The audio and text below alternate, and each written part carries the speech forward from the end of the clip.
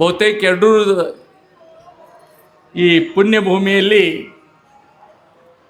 Doctor ಪಂಡಿತಾರಾಜ್ ಅವರು ಬಂದ ಮೇಲೆ, ಚನ್ನರಾಜ್ ಪಂಡಿತಾರಾಜ್ ಬಂದ ಮೇಲೆ ಇಡೀ ಈ ಭಾಗದ ಬದಲಾವಣೆ ನೀವು ಕಂಡಬಹುದು.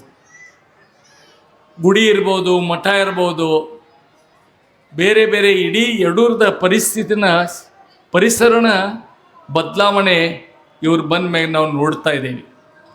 ಅಂಥವರು ವರ್ಷಕ್ಕೊಂದು ದೊಡ್ಡ ಕಾರ್ಯಕ್ರಮ ಮಾಡ್ತಾರೆ. ಯಾಕಂದರೆ ಈ ದಿವಸದಲ್ಲಿ ಬಹುತೇಕ ನಾವು ದೇವರೆಲ್ಲ ಮರೆತು ಬಿಟ್ಟಿದ್ದೇವೆ.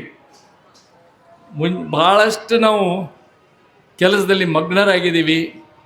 ದೇವರು ಗುಡಿಗಳು ಬರೋದಾದ್ರೂ ಹಾಗೆ ಬಂದು ನಮಸ್ಕಾರ ಮಾಡಿ ಹೋಗೋದು ಇವತ್ತು ಪರಂಪರಾ ಉಳಿದದ.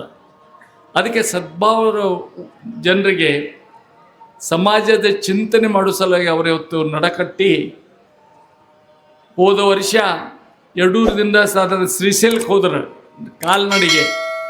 ಬರೀ ಹಾಗೆ ಹೋಗಲಿಲ್ಲ, ಪರಿಸರ ಉಳಿಸಲಿಕ್ಕೆ ಎರಡೂ ಕಡೆ ಗಿಡಗಳು ಹಚ್ಕೊಂಡು ಆ ಶ್ರೀಶೈಲ ತನಕ ಹೋಗಿ ಮುಟ್ಟಿದ್ದು ನೀವೆಲ್ಲ ನೋಡಿದೆ.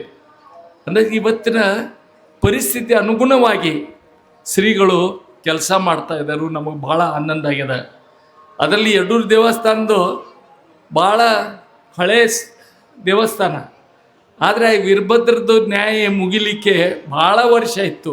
ಬಹುತೇಕ ಅದಕ್ಕೆ ಇವರು ಬಂದ ಮೇಲೆ ನ್ಯಾಯ ಮುಗೀತಂತ ಅನ್ನಿಸ್ತದ. ವೀರಭದ್ರ ಹಾದಿ ನೋಡಕತ್ತಿದ್ರು, ನಮ್ಮ ಪಂಡಿತ ಶಿರಾದಿ ಬರೋ ಹಾದಿ ನೋಡಿದ ಮೇಲೆ ಅದು ನ್ಯಾಯ ಮುಗಿದು ಇವತ್ತು ಪೂರ್ಣ ಗುಡಿ ಪರಿಸ್ಥಿತಿನ ಚೇಂಜ್ ಆಗಿದೆ, ಮಠದ ಪರಿಸ್ಥಿತಿ ಚೇಂಜ್ ಆಗಿದೆ. ಇಂಥ ಸಮಯದಲ್ಲಿ ಇವತ್ತು ಧರ್ಮ ಜಾಗೃತಿ ಅಂದರೆ ಈ ಕಾರ್ಯಕ್ರಮದ ಧರ್ಮ ಜಾಗೃತಿ ಇಟ್ಟದ್ದು ಭಾಳ ಮಹತ್ವ. ನಾವೆಲ್ಲ ಧರ್ಮ ಮರ್ತಿದ್ದೇವೆ.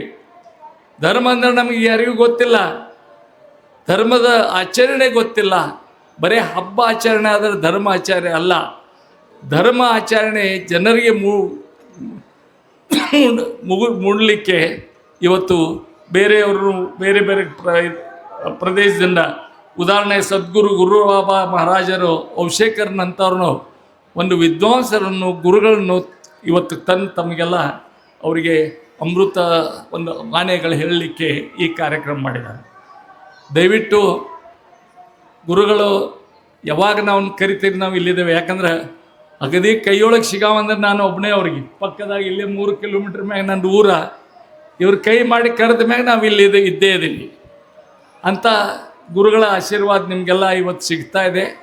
ಭಾಳಷ್ಟು ಸದ್ಗುರುಗಳು ಮಾತಾಡ್ತಾ ಇದ್ದಾರೆ.